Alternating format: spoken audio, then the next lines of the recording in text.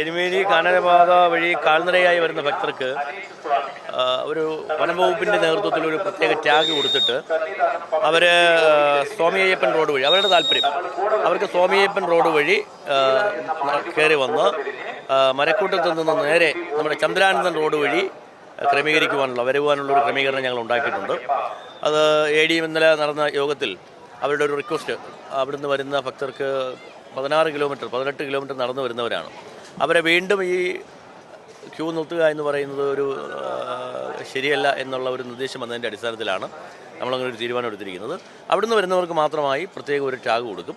ആ ടാഗ് കാണിച്ചാൽ അവിടെ നിന്ന് നമ്മുടെ പമ്പയിൽ നിന്ന് ഇറങ്ങുമ്പോൾ തന്നെ സ്വാമി അയ്യപ്പൻ റോഡ് വഴി കയറി ഇവിടെ വന്ന് ചന്ദ്രാനന്ദൻ റോഡ് വഴി കയറി ഇഞ്ഞ് നടപ്പന്തലിലേക്ക് എത്തി പുല്ലുമേട്ടിൽ നിന്ന് വരുന്നവരെയും കൂടി ചേർത്ത് പ്രത്യേക ഒരു സൗകര്യം ഉണ്ടാക്കാനാണ് ഇപ്പോൾ ആലോചിക്കുന്നത്.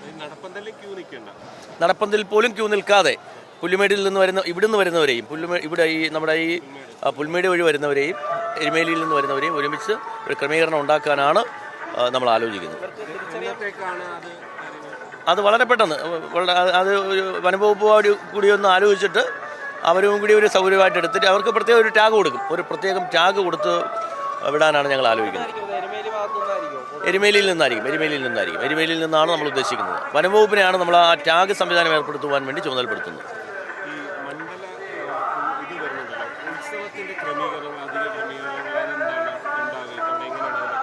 ഞങ്ങൾ ഈ 25-ന് ഒരു മീറ്റിംഗ് ഉണ്ട്. ആ മീറ്റിങ്ങിൽ അത് തീരുമാനിക്കും. ഡിപ്പാർട്ട്മെൻറ്റുമായി ബന്ധപ്പെട്ട് നമ്മൾ തീരുമാനിക്കും. പിന്നെ ADM-വുമായി ബന്ധപ്പെട്ടും എല്ലാ ഡിപ്പാർട്ട്മെൻറ്റുകളുടെയും കൂടി മീറ്റിങ്ങിൽ അതുമായി ബന്ധപ്പെട്ട് ചെയ്യേണ്ട ക്രമീകരണങ്ങൾ. നമുക്കിവിടെ പ്രധാനമായും ഉള്ളത് പാണ്ഡിത്താവളത്ത് ദർശനത്തിന് നിൽക്കുന്ന ആളുകൾക്ക് വേണ്ടിയിട്ടുള്ള സുരക്ഷാ ക്രമീകരണങ്ങളാണ്. അതാണ് പ്രധാനമായും ചെയ്യേണ്ടത്. പോലീസുമായും കൂടി ആലോചിച്ച് ക്രൗഡ് മാനേജ്മെൻറ്റും കൂടി ആലോചിച്ച് അത് തീരുമാനിക്കും. താൽക്കാലികമായ ബാരിക്കേഡുകളാണ്, അതിൻ്റെ പണി ആരംഭിക്കും.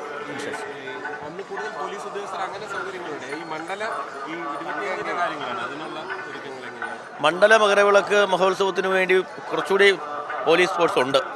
തീർച്ചയായിട്ടും അതുണ്ടാവും. ഏതാണ്ട് 2000-ലധികം പോലീസുകാരെ അന്ന് പ്രത്യേകമായി നിയോഗിക്കുന്നുണ്ട്.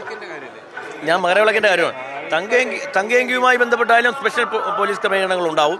ക്രൗഡ് മാനേജ്മെൻറ്റുമായി ബന്ധപ്പെട്ട ഇതുണ്ടാവും. അവർ 25-നാണ് ഇവിടെ എത്തുന്നത്. 25-ന് വൈകുന്നേരം 5 മണിക്ക് അവരെ ദേവസ്വം ബോർഡ് സ്വീകരിക്കും.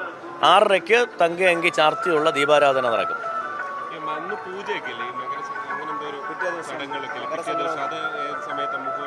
അത് രാവിലെ തന്നെയാണ്. 3 മണിക്ക് തന്നെ, 26-ന് 3 മണിക്ക് തന്നെ അത് നട തുറക്കും. പിന്നെ ഒരു 6 മണി വരെ ഇതുമായി ബന്ധപ്പെട്ട പൂജകളാണ്.